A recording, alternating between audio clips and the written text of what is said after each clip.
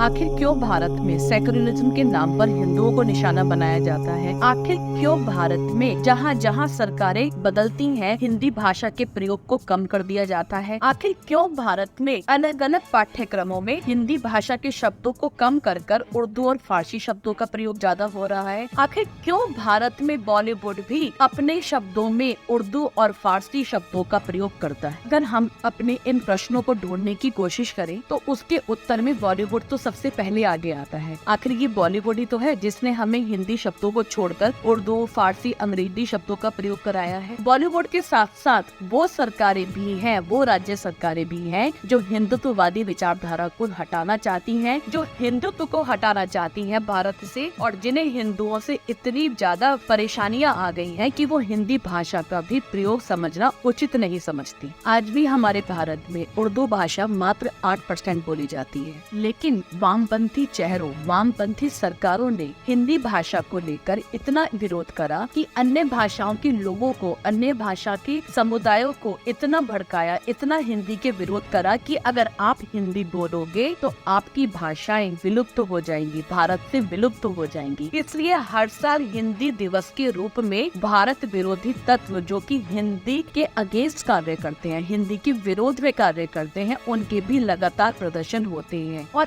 ऐसा ही हम कर्नाटक सरकार में देख रहे हैं। वहाँ की सरकार वहाँ के दफ्तरों से, वहाँ के बैंकों से, वहाँ के सरकारी दफ्तरों से, वहाँ के विद्यालयों से हिंदी के बोर्ड हटाकर उर्दू और अंग्रेजी के बोर्ड ही लगवा रही हैं। आखिर क्यों उनको हिंदी के बोर्ड लिखने में या हिंदी के बोर्ड वहाँ पर दिखाई देने में परेशानी हो रही है? उर्दू एक ऐसा हथियार बन गया है इस्लामीकरण का जिसको भारत में लगातार परोसा जा रहा है। इसका उदाहरण, एक छोटा सा उदाहरण आप वैष्णो देवी ही देख सकते हैं। वैष्णो देवी हम सबको पता है कि वो हिंदुओं का तीर्थ स्थल है, लेकिन अगर आप वैष्णो देवी के रेलवे स्टेशन पर बोर्ड देखेंगे तो आपको वैष्णो देवी हिंदी में लिखा हुआ, अंग्रेजी में लिखा हुआ और तीसरी भाषा उर्दू में लिखी हुई दिखाई देगी। क्यों वहाँ पर कन्नड़, बंगाली, मलयालम, तेलुगु नहीं लिखा जा सकता? हम अपने पाठ्यक्रमों में उर्दू शब्दों को उचित स्थान लगातार दे रहे हैं। जैसे चिट्ठी क्या सफर, हमने चिट्ठी का सफर शब्द को उपयोग से समझा, जबकि चिट्ठी का सफर की जगह हम उसको चिट्ठी की यात्रा भी कर सकते थे, लेकिन हमारे लिए यात्रा शब्द कठिन रहा। ऐसे ही बॉलीवुड ने भी उर्दू को हिंदी से आसान समझकर अपनाया और जिसकी भाषा हमने लगातार बोलनी शुरू कर दी। तो क्या वास्तव में हम हिंदी दिवस मनाते हैं? वास्तव में हिंदी दिवस तो हमारा तभी बनेगा जब हम अपने मोबाइल पर अंग्रेजी की जगह हिंदी को स्थान देंगे और हिंदी के रूप में अपनी हिंदी भाषा को अपनाकर अपने लिए, अपने शब्दों के लिए, अपने बच्चों के शब्दों के लिए हिंदी का प्रयोग करेंगे। इसी के साथ ही हिंदी भाषा को अब सर्वोच्च स्थान देने के लिए हर हिंदू को हिंदी की भाषा में पकड़ करना जरूरी है। अंग्रेजी भाषा या पश्चिमी सभ्यता ये हमारे लिए औपचारिक है, लेकिन हमारी भाषा हिंदी है। हिंदुत्व को जानने के लिए, हिंदू की गाथा को जानने के लिए, अपने भारत में हिंदी को जानने के लिए वीडियो को लाइक, सब्सक्राइब और शेयर जरूर कीजिए।